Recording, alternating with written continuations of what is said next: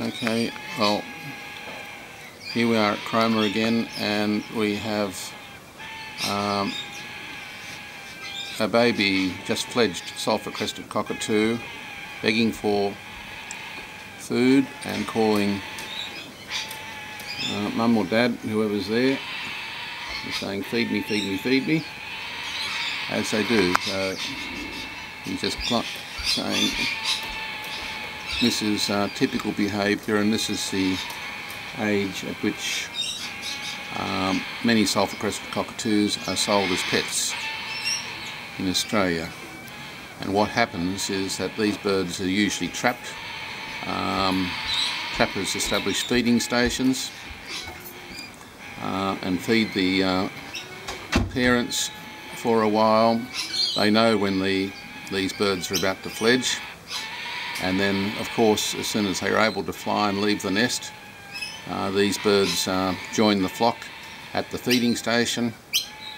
A huge net is shot over, the cannon net is shot over the birds, and then the birds are grabbed from within the net and shoved into boxes, usually 4 to 6 at a time.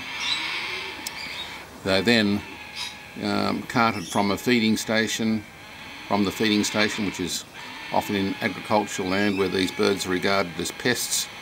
They may be left in the box for 12-24 hours before they get to a holding cage, where they're shoved into a holding cage. In the meantime, if one of those birds has Psittacine, beak and feather disease, the remaining birds in the box have been stressed and probably infected.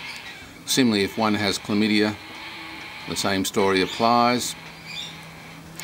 And this is why when you buy Sulphur Crested Cockatoo pets from pet shops and bird dealers, there is a high probability of you buying a bird with Psittacine, beak and feather disease and or avian chlamydophillosis, at least carrying these organisms. They may not be showing signs of the disease at the time you buy the birds, but there is a high probability that they're already infected, and it is usually a matter of time before your bird starts dying from these diseases.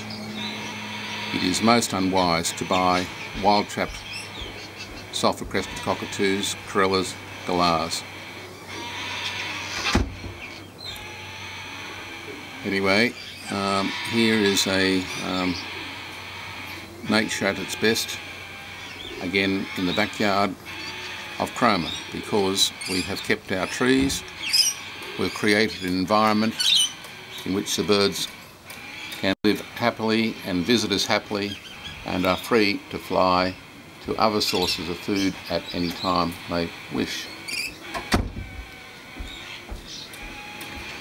We can see up in the trees here other Sulphur Crested Cockatoos. We can see some pigeons, see a white dove up here, more cockatoos in the background, one with beak and feather disease right up the top there, I think. Oh no, it looks alright.